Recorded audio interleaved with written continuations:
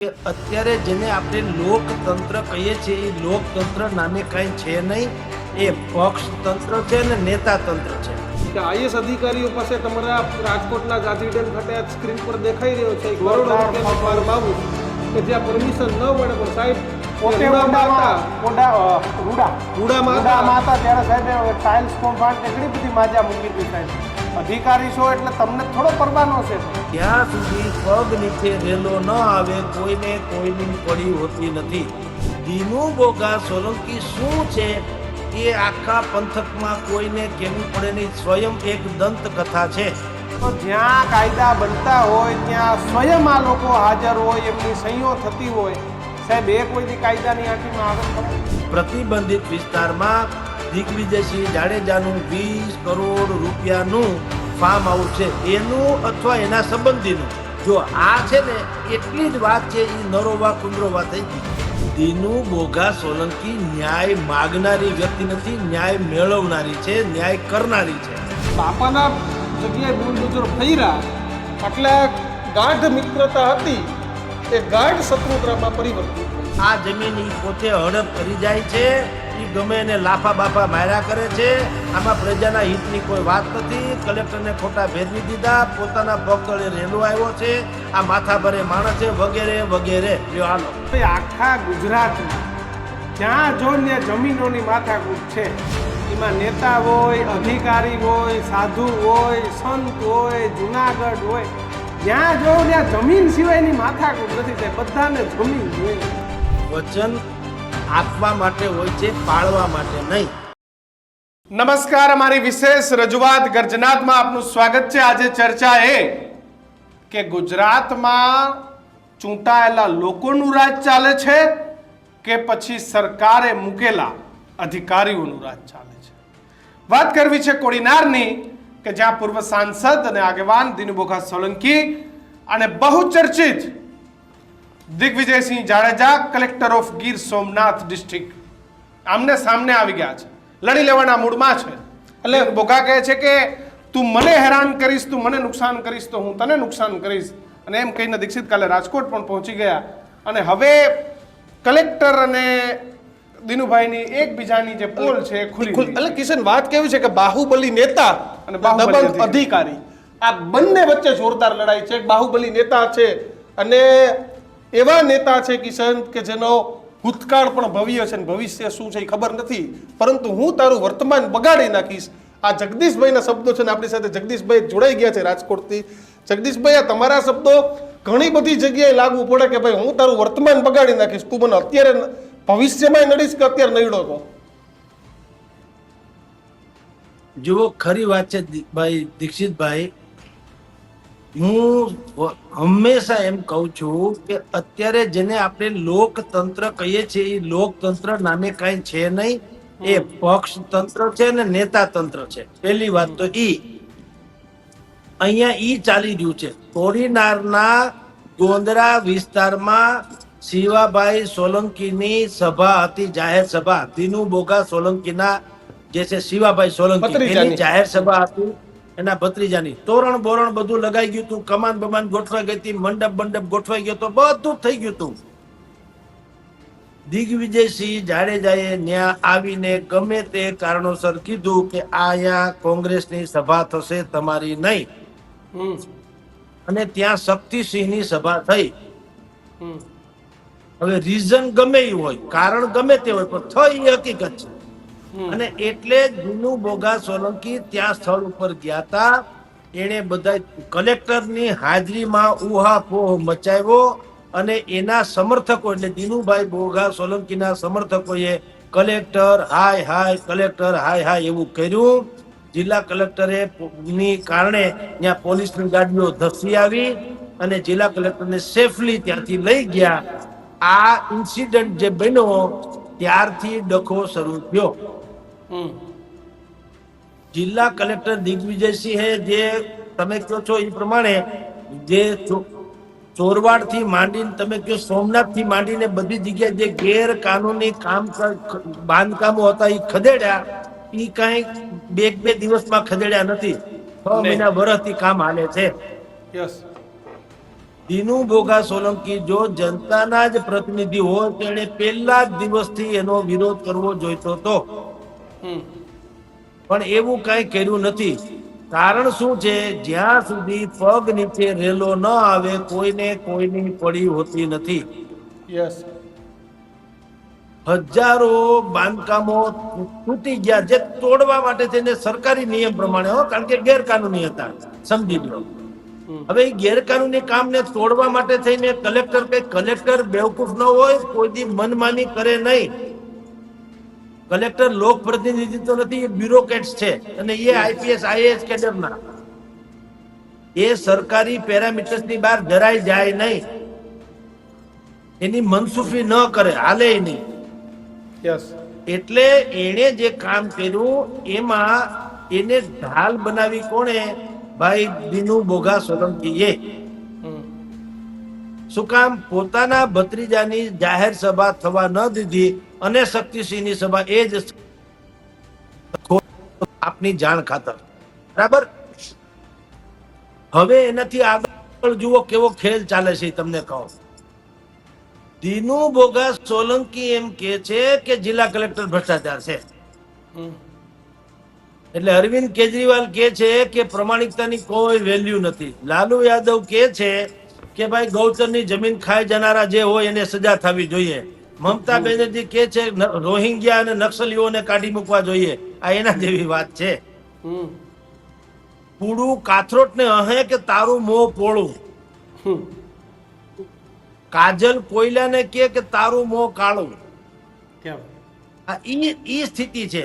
દીનુ બોગા સોલંકી શું છે એ આખા પંથકમાં કોઈને કેવું પડે નહીં, સ્વયં એક દંત કથા છે. બિલકુલ. પણ સાહેબ કલેક્ટર વિરુદ્ધના પુરાવા જે આપ્યા કે આઈએસ અધિકારીઓ પાસે તમારા રાજકોટના જાજી ડેમ ખાતે સ્ક્રીન પર દેખાઈ રહ્યો છે કરોડો રૂપિયાનો ફાર્મ હાઉસ કે જ્યાં પરમિશન ન મળે, પણ સાહેબ પોતે રૂડામાં હતા ત્યારે સાહેબે ટાઇલ્સ કોમ્પાઉન્ડ ને ઘણી બધી માજા મૂકી હતી. સાહેબ અધિકારી છો એટલે તમને થોડો પરવાનો છે કઈ? જુઓ કિશનભાઈ, પુરાવા નથી આપ્યા, આક્ષેપ કર્યા છે. બહુ સમજદારી પૂર્વક વાત કરું છું. દીનુ બોગા સોલંકી ન્યાય માગનારી વ્યક્તિ નથી, ન્યાય મેળવનારી છે, ન્યાય કરનારી છે, પોતાની મનસુફી પ્રમાણે નહીં. ઈ લોકો ક્યારે આવેદન પત્રમાં માનતા નથી. નહીં, સાચી વાત છે. જો અને દીનુ બોગા સોલંકી કોઈ બકરી કા બચ્ચા નહીં है दौड़ा और पकड़ लिया. ઈ કોઈ સામાન્ય હસ્તી નથી કે ઈ કલેક્ટરને આવેદન પત્ર આપે પછી વિનંતી કરે ને હે પ્રભુ તમે ક્યાંય કરો ને. અરે ભાઈ સાહેબ, ઈ સ્વયં કલેક્ટર છે કે અથવા તો એનાથી ઉપર છે, એનું સામ્રાજ્યની દ્રષ્ટિએ કહું છું. તો વાત શું છે? એને આક્ષેપ કર્યા છે કે આજી ન્યારી ડેમ, આજી નહીં ન્યારી ડેમ વિસ્તારમાં, પ્રતિબંધિત વિસ્તારમાં દિગ્વિજયસિંહ જાડેજાનું 20 કરોડ રૂપિયાનું ફાર્મ હાઉસ છે, એનું અથવા એના સંબંધીનું. જો આ છે ને એટલી જ વાત છે, એ નરોવા કુંદરોવા થઈ ગઈ કે ભાઈ અસ્વસ્થામાં મરાણો પણ નરોવા કુંજરોવા. હાથી કે માણસ ઈ ખબર નથી. એવી રીતે આ દિગ્વિજયનું છે કે એના પરિવારનું છે મને ખબર નથી. હવે પરિવારનું હોય તો દિગ્વિજયસિંહ શું કરે મને કયો? કઈ ના કરી શકે. એમ તો તમારી જાણ ખાતર અડધા રાજકોટની ઇમારતોમાં વજુભાઈ વાળાનો હાથ હોવાનું આખી દુનિયા કે છે, એટલે હું ઠાહી દેવાય.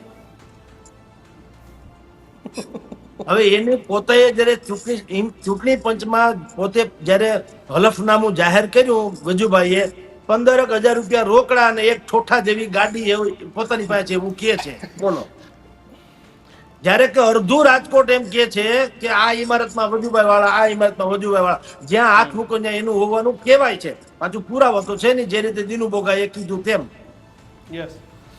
ભાઈ મોટા માણસો છે ને દીક્ષિતભાઈ, કિશનભાઈ, એ અમથા મોટા નથી થતા.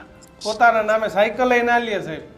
કાંઈ ન હોય, તમારી જાણ ખાતર ને કરોડો અબજો રૂપિયાની સંપત્તિ હોય પણ કોઈ કાળે મેળ ન પડે, તમે એને લીગલી કાંઈ કરી શકો નહીં. અને સાહેબ એમાંય આ કલેક્ટર કે આ વજુભાઈ વાળા કે દીનુ બોગા કે જે લોકો સ્વયં કાયદા જ્યાં બનતા હોય ત્યાં આમની હાજરી હોય, એટલે કે સંસદ કયો, ધારાસભ્ય કયો, કે આ કલેક્ટર હોય તો તમે સચિવાલય કહો, તો જ્યાં કાયદા બનતા હોય ત્યાં સ્વયં આ લોકો હાજર હોય, એમની સહીઓ થતી હોય.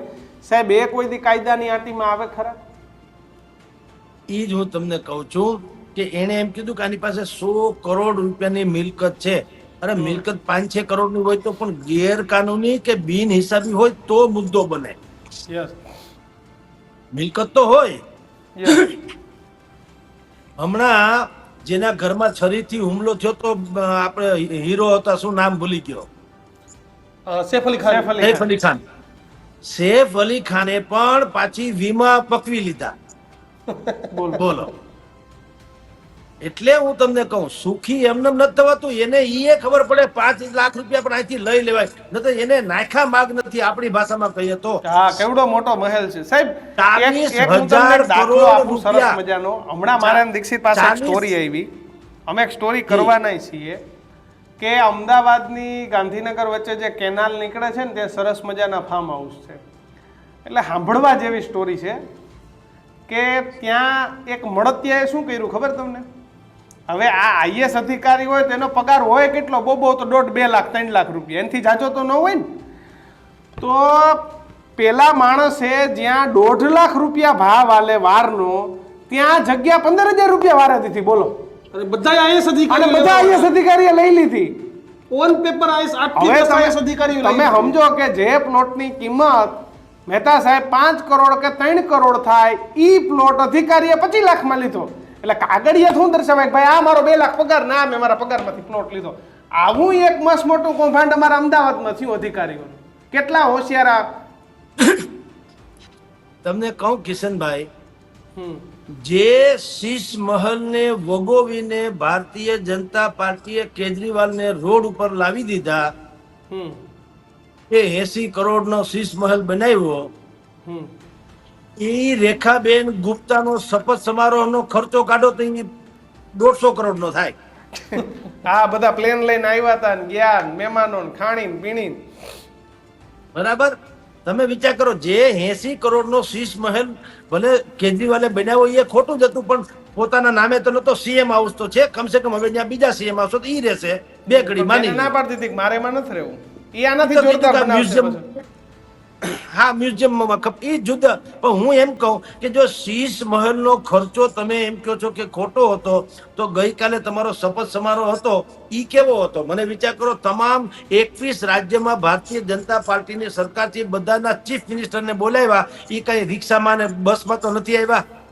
બિલકુલ નહીં, પ્લેનમાં. ઈ હંધાઈના ફેરકણા, બધાના ફેરકણા, બધાના હેલિપેડ, બધાના એરપોર્ટ, બધાના ખાતા પછી પાછા ઈ આવે એટલે એની હારે બીજો 50 જણાનો કાફલો આવે.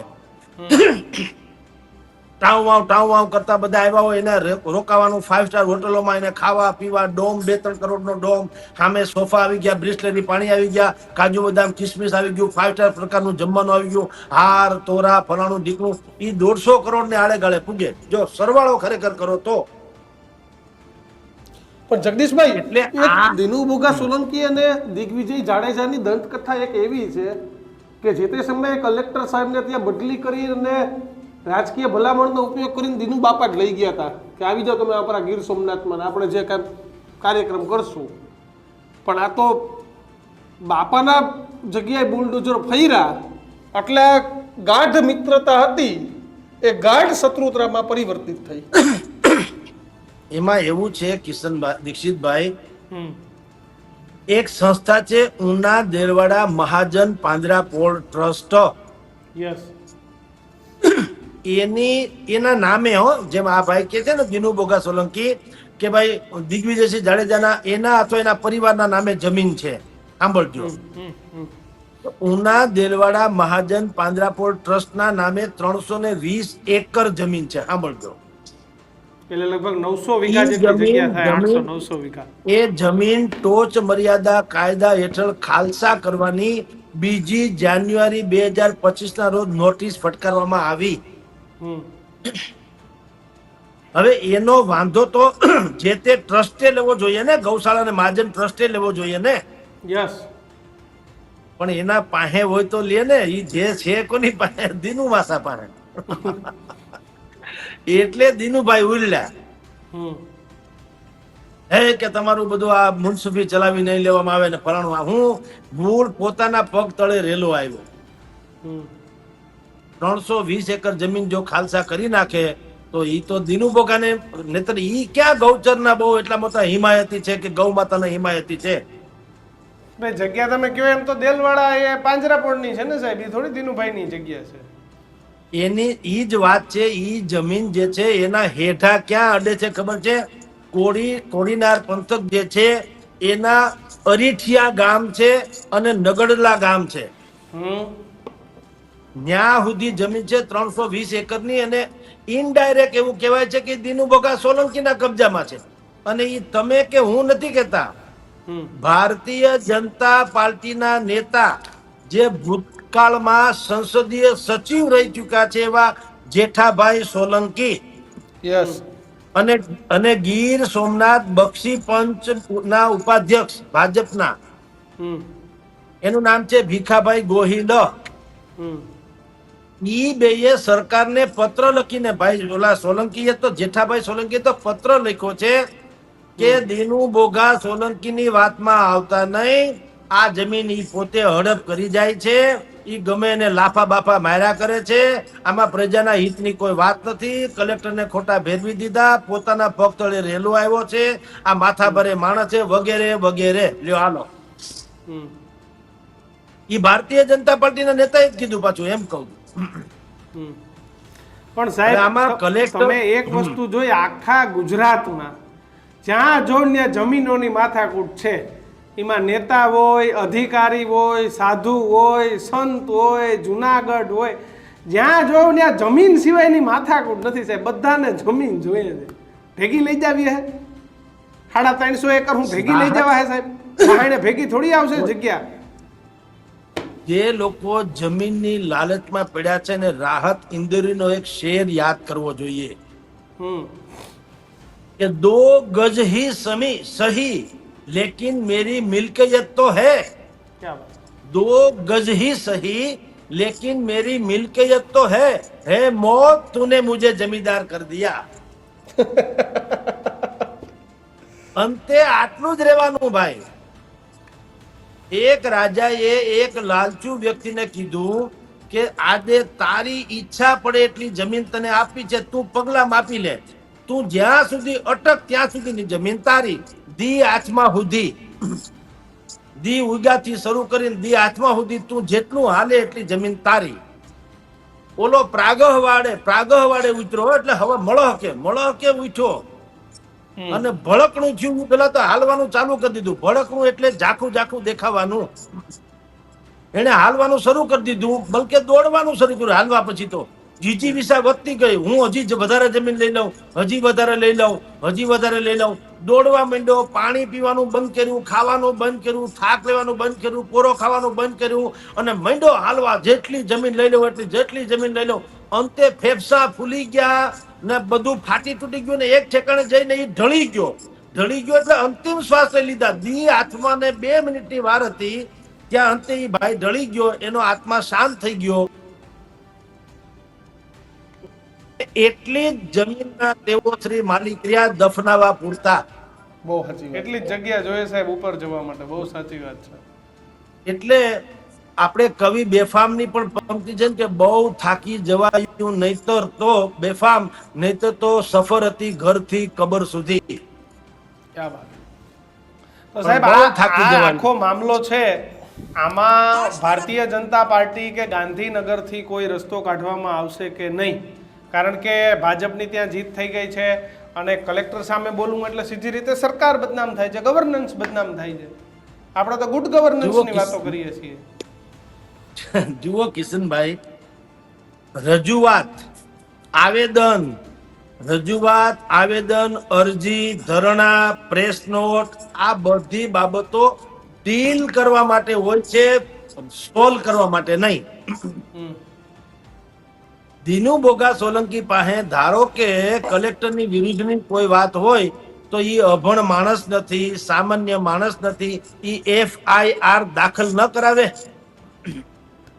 કોર્ટમાં જાય. ઈ કલેક્ટરને અરજી કરે, ઈ પાછા રાજકોટ કલેક્ટરને કીધું કે દિગ્વિજયસિંહ નું ન્યારી ડેમ પાસે ગેરકાનૂની રીતે કયો કે ગમે તેમ કયો 20 કરોડ રૂપિયાનું ફાર્મ હાઉસ છે. હવે કલેક્ટરે મામલતદારને તપાસ સોંપી. તમે વિચાર કરજો, કલેક્ટર સામેની તપાસ કલેક્ટરે મામલતદારને સોંપી. કોઈ દી ભેગું ન થાય. પટ્ટાવાળાને કીધું કે પ્રિન્સિપાલની ખેર નથી, તપાસ કરીને મને રિપોર્ટ આપો. કઈ ભેગું થાય એમાં?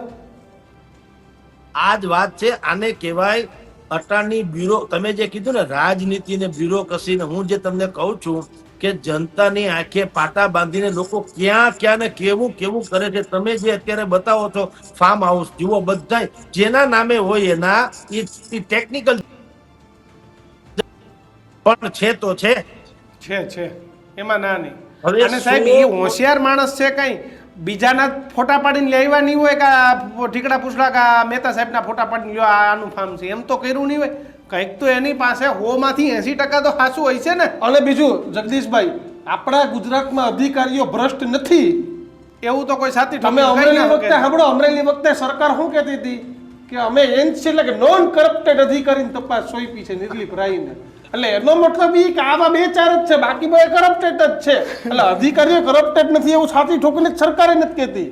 વિજયભાઈએ તો કીધું તો ખબર છે ને કે સૌથી વધુ ભ્રષ્ટ મહેસૂલ ને ગૃહ છે, મલાઈદાર. જુઓ, અરવિંદ કેજરીવાલ પ્રમાણિકતાના કસમ ખાય, લાલુ યાદવ એમ કે ગૌચરની જમીન ખાનારાને સજા થવી જોઈએ, મમતા બેનર્જી એમ કે રોહિંગ્યાથી માંડીને નક્સલીને કાઢી મૂકવા જોઈએ, અને જે અટહાસ્ય આપણા ચહેરા ઉપર ઉપસી આવે એવું જ અટહાસ્ય ગુજરાતની પ્રજાને સરકાર જ્યારે એમ કે અમે પ્રમાણિકતા અને અમે પારદર્શિતાથી કામ કરશું, ત્યારે આપણા સામે અટહાસ્ય આવે. બહુ સાચી વાત છે સાહેબ. શાહબુદ્દીન રાઠોડ તો હવે નિવૃત્તિ લેવાની વાત આમ વિચારી રહ્યા છે કે આટલી સારી હાસ્યાસ્પદ સરકાર છે, મારે શું કામ એનર્જી વેસ્ટ કરવી જોઈએ.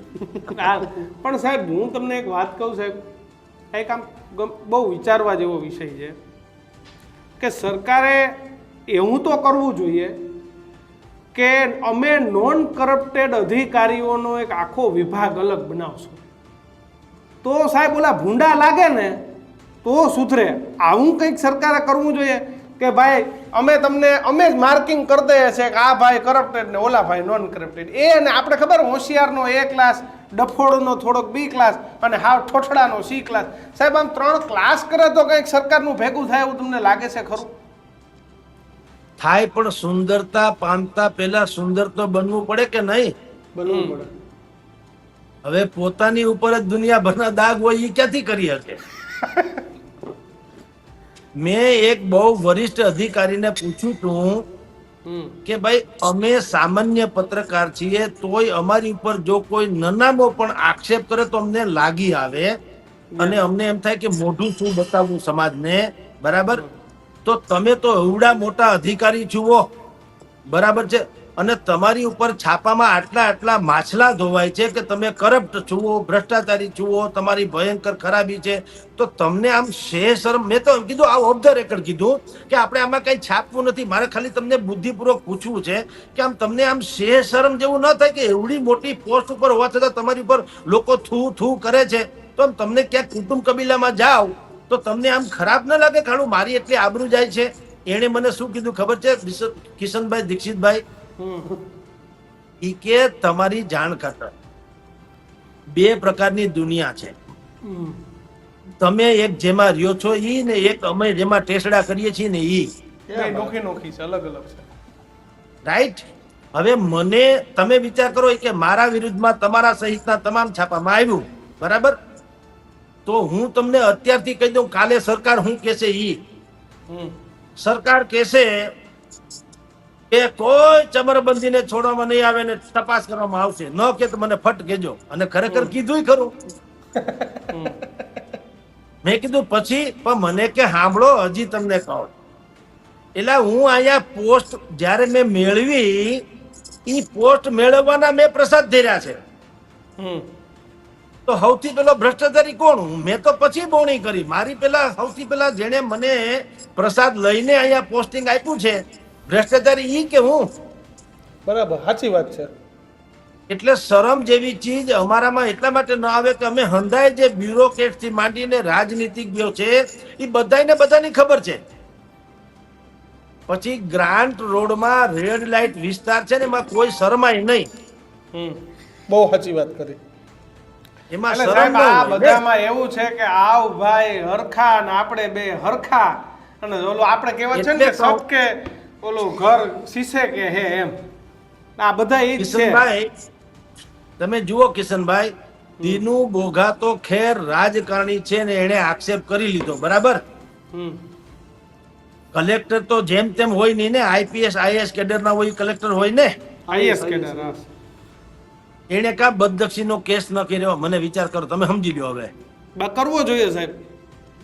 બરાબર, કરવો જોઈએ. એને સાહેબ આપ બદલે નાની નાની વાતમાં રાડારાડી કરતા હોય, મને આ નિશ્વાસ નથી ગમતું, મને આ નથી ગમતું, બકરી થઈ ગયા, એક શબ્દ નથી બોલતા. દીનુ બોઘા સોલંકીના આટલા આરોપમાં આપણે કહીએ ને કે આપણા ઉપર કઈક એક નાનામાં પત્ર આવે તો આપણે બાર અને આવીને સાહેબ જવાબ દઈએ. રાજનેતાઓ તો શપથ લેતા હોય કે અમે તમારું લોહી ચૂસી જાશું, પણ સાહેબ આ અધિકારીઓ તો મા ભૌમની શપથ લઈને આવતા હોય છે. વચન આપવા માટે હોય છે, પાળવા માટે નહીં. યસ. એવી રીતે શપથ જે છે એ દેખાડા માટે કરવાનો હોય છે, પાલન માટે નહીં. બિલકુલ. અને હવે ક્યાં શબ્દોનો તો વ્યભિચાર થાય છે ને, શબ્દોનો શૃંગાર ક્યાં થાય છે સાહેબ. બોલવા માટે નકરા બોલીને છૂટા થઈ જવાનું. તમે જુઓ ગોપનીયતાના શપથ જે લે છે મુખ્યમંત્રી હોય કે પ્રધાનો હોય, એ પણ શું કે છે કે હું મારી ધ્યાનમાં આવેલી દેશના હિતમાં હશે તો વાત કરી, બાકી કોઈને જાણે નહીં કરું, અને હું ઉત્તરદાયિત્વ નિભાવી બંધારણની દ્રષ્ટિએ. અને પછી તાત્કાલિક શું કરે, સામેવાળાને નથી ફોડી લેતા. લે આ ક્યાં બંધારણમાં લીધું? સાહેબ આવું જ છે એટલે બધું. છોડીએ સાહેબ, આપણે નિર્લજ્જ કહી શકાય એવા સંજોગોમાં જીવી રહ્યા છીએ. કોઈને શરમાતું નથી. હવે શરમ મરી પડ્યો છે, તમે સમજી લ્યો. હવે ભ્રષ્ટાચાર જે ભયંકર કરે 100-150 કરોડનો કે 500 કરોડનો, એનો સમાજમાં સન્માન થાય છે. બિલકુલ. એ પછી 25 કરોડ દાનમાં આપે. બિલકુલ. મને એક બહુ મોટા સંપ્રદાયના સંતે એક વખત મને બોલાવ્યો હતો કોઈ કારણોસર, અને પછી ભાષણ એ કરતા હતા અને એ કહેતા હતા કે બેનું દીકરીઓને મારી ખાસ વિનંતી કે ડેડી જો ઘરમાં ઘરે અને પગાર ઉપરાંતના પૈસા કોઈ ઉપરના લઈ આવે, તમારે કેવું છે ડેડી સોરી હું નહીં કરવા દઉં વગેરે વગેરે. પછી મને કીધું તમે આવ્યા જગદીશભાઈ 2 શબ્દ કયો. મેં કીધું નહીં સહન થાય. તો એને તો ખબર નહીં, મને કે ઠીક બોલો. તો એને એમ હશે કે કદાચ અહીંયા મંચ ઉપર આવ્યા છે લુણાવતીની જેમ આ ટબુડી ખખડાવશે.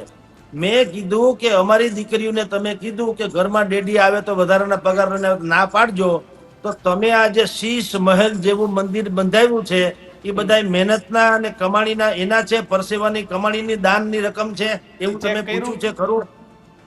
તમે તમારા દાતાઓને પૂછ્યું છે કે તમે તમારા કર્મચારીઓને બરાબર પોષણ કરો છો કે નહીં, એને હકના પૈસા આપો છો કે નહીં, ઇન્કમ ટેક્સ ભરો છો કે નહીં, બાકીના 10% દાન ધર્મ કરો છો કે નહીં, તમારા માવતરને તમે સાચો છો કે નહીં, તમારી પૈસા છે લક્ષ્મી છે કે નહીં પુરવાર કરો તો દાન લેવું. આવી શરતો તમે રાખી છે ખરી?